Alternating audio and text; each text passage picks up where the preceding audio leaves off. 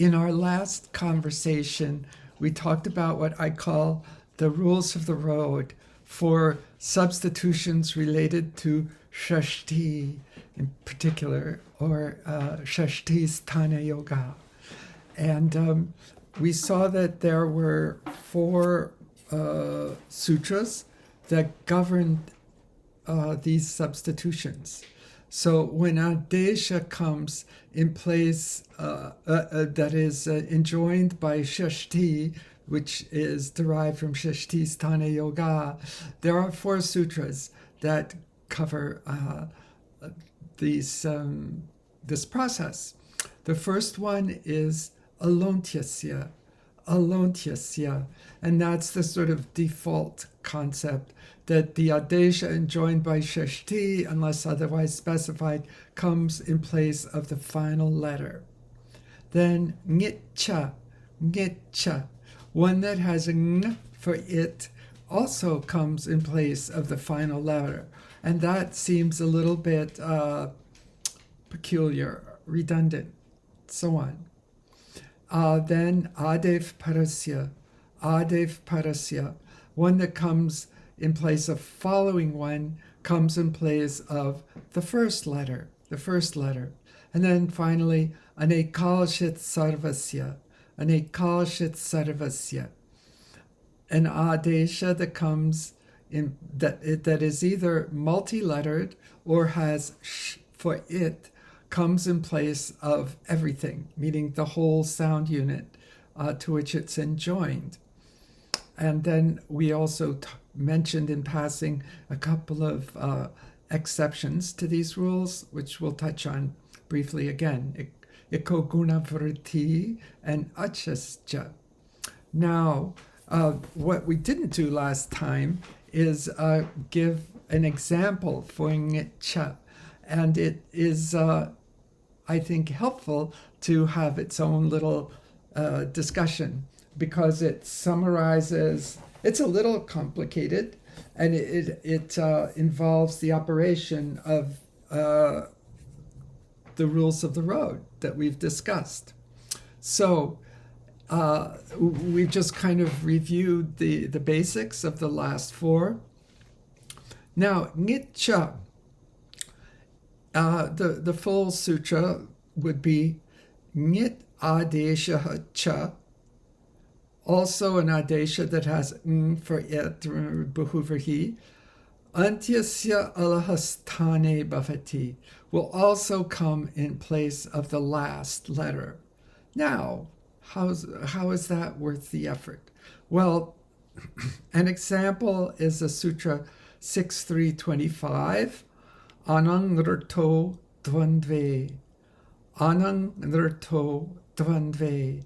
And what this says is pretty particular. It says in a Dvandva compound of words ending with r, hrasva r, which expresses relationship through either study or blood, Anang replaces the first member, namely of the compound. So in a Dvandva compound of words ending with hrasva r, which expresses relationship through either study or blood, Anang replaces the first member. So take a Dvandva where both members are end with hrasva r, and you have an example of Matr and Pitr. So it meets the criteria of this. They're related by blood, essentially. And so by this sutra, Anang should come in place of, well, wait a second. The first one, and Anang is multi-lettered.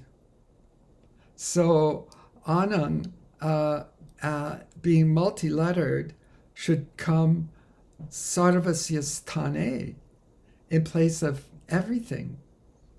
So how would that be? That would be Matr, Pitr would become Pitr.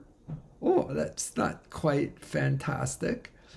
Well, that's where our 1153 Ngitcha has been sitting around waiting to be called into action for 5 books of Ashtadhyayi, because Anang is not only Aneka, but it has for it. For it. And by virtue of how things work, the for it takes precedence. So that's what Ngitcha is all about. Ngit, one that has for it, will be alontyasya, even if it is anekal. Even if it is anekal. So the r of matr is replaced ultimately by a, and you get tada mata pitarao. Mata pitarao. So there you go. That's an example of how Ngitcha is actually not redundant, but it's very specific in its usage. And now just briefly to touch on the exceptions to all of these sutras. One is the one that we have talked about several times already, and is the third sutra in Ashtadhyayi, and I think maybe the first in Siddhanta Kaumudi. I'm not 100% sure. Iko guna vritti. Iko guna vritti. So when a guna or vritti sound is enjoined with the word guna or vritti, and we've seen before that enjoining a, which is a guna, does not bring this sutra into play, because if it's enjoined as a, hrasva a, for instance, it's not enjoined by the word guna. So anytime guna sounds or vritti sounds are enjoined by those words guna and vritti, we know that it comes ikahastane, in place of ik, wherever that ik is. It can be at the beginning, middle, end of this sound sequence. It comes in place of ik. And then there's another one that I'm sort of happy to touch on, because I didn't really think about it very much over the years. And as you learn the sutras, you're learning more and more, and you're practicing them and repeating them. And this one comes after an adorable sutra, Ukalo Trasvadirga Plutaha. These sounds that have the lengths U, which is a contraction of U, U, U. And therefore, it's called the cock-crowing sutra. So this sutra gives the names Hrasva, Dirgha, and Plutaha, and gives their actual durations, symbolically at least. And then the following sutra is Achascha. Achascha. And you also, okay, fine. Along with Hrasva, Dirgha, Pluta, there's Achaha. Well, yeah, so what? Well, it's saying something very much like Ikoguna Vritti. When Hrasva, Dirgha, and Pluta are enjoined with those words, Achahastane is also there, meaning in place of the ach. So this comes into practice, and I'll just say this example out loud, but another one of my favorite sutras, I guess at this point there are a lot of them, Vakyasya tehe pluta udataha. Vakyasya tehe pluta udataha. In a return salutation, pluta udata and udata pluta sound comes tehe in place of t. And we will find out soon that t is achontyadi t. T is that which begins with the final vowel, or essentially the last syllable. So, Vakyasya tehe pluta udataha says if you're saying a return salutation, maybe something like Ayushman, you can't, in this case, it's not even va. Ayushman. You have udata, uchayar udataha, high level is udataha, and pluta, length. Now, here's where achascha comes in, because it's enjoined with the word plutaha, achaha comes in. So it says it comes in place of the ach of ti, not the whole of ti.